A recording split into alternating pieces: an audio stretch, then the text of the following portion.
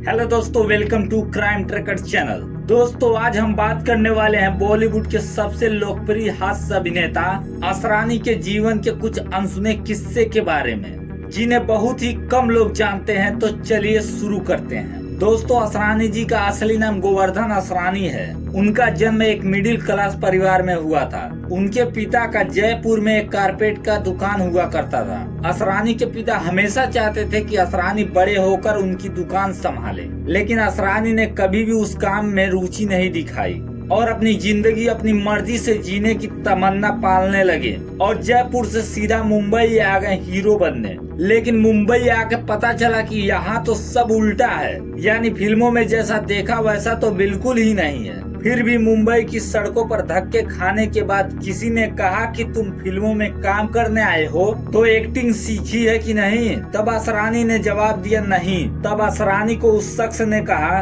पुणे में film institute of drama नाम का एक कॉलेज है, तुम वहाँ जाके एक्टिंग सीखो। यह सुना असरानी पुणे चले गए और वहाँ उन्होंने 4 साल तक ट्रेनिंग की और फिर काम की तलाश में फिल्म डायरेक्टरों और फिल्म निर्माताओं के चक्कर लगाने लगे, लेकिन किसी ने काम नहीं दिया। तब वापस पुणे चले आए और उसी फिल्म इंस्टीट्यूट ऑफ ड्रामा में बतौर अध्यापक 8 साल तक अन्य एक्टरों को पढ़ाते रहे। और फिर एक दिन फिल्म निर्माता ऋषिकेश मुखर्जी एक नई हीरोइन की तलाश में पुणे के फिल्म इंस्टीट्यूट ऑफ ड्रामा में आ गए। उन्होंने असरानी से कहा, यहाँ पे जया बहादुरी कहाँ है? तब असरानी ने कहा, यही कैंटीन में होगी, मैं बुला कर लाता हूँ। तब जया बहादुरी और फिल्म निर्माता ऋषिकेश मुखर्जी ने आपस में कुछ बात की। फिर ऋषिकेश मुखर्जी ने जया बहादुरी को अपनी आने वाली फिल्म गुड्डी में रोल दे दिया। तब असरानी भी ऋषिकेश मुखर्जी के पीछे पड़ गए रोल के लिए। तब ऋषिकेश मुखर्जी ने गुड्डी फिल्म में असरानी को भी एक छोटा सा रोल दे दिया और इस तरह असरानी का बॉलीवुड कैरियर स्टार्ट हो गया। दोस्तों, गुड्डी फिल्म तो सुपरहिट साबित हुई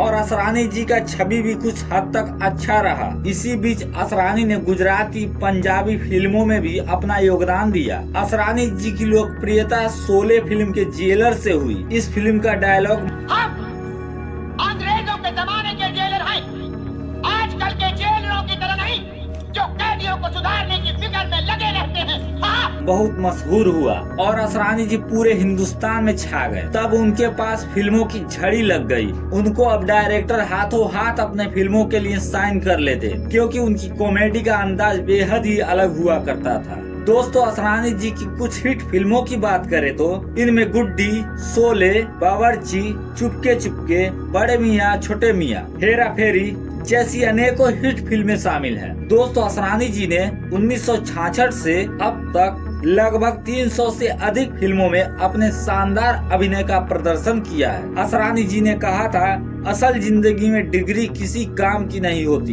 क्योंकि जब कुछ करके दिखाना होता है तो उसमें रियल टैलेंट की जरूरत होती है, न कि डिग्रियों की। दोस्तों, असरानी जी ने ऑल इंडिया रेडियो जयपुर में बतौर वॉइस ओवर आर्टिस्ट के रूप में कई साल काम कर चुके हैं। उनका जीवन बेहद ही संघर्षों से भरा हुआ है। वहीं उनकी निजी जीवन की बात करें तो उन्होंने मंजू बंसल से शादी की है, जो कि एक अभिनेत्री थी। उनका एक बेटा भी है, जो कि एक डॉक्टर है। दोस्तों, असरानी जी ने अपने कठिन परिश्रम के बल पर लगभग 45 करोड़ तक की संपत्ति अर्जित की है। असरानी जी अपने फैमिली के साथ मुंबई में एक खुशहाल जिंदगी बिता रहे हैं। दोस्तों, आपको ये जानकारी कैसी लगी हमें कमेंट के माध्यम से जरूर बताएं और अगर हमारी मेहनत आपको पसंद आई हो तो हमारे क्राइम ट्रैकर चैनल को लाइक करें या सब्सक्राइब करें। जय हिंद, वंदे मातरम।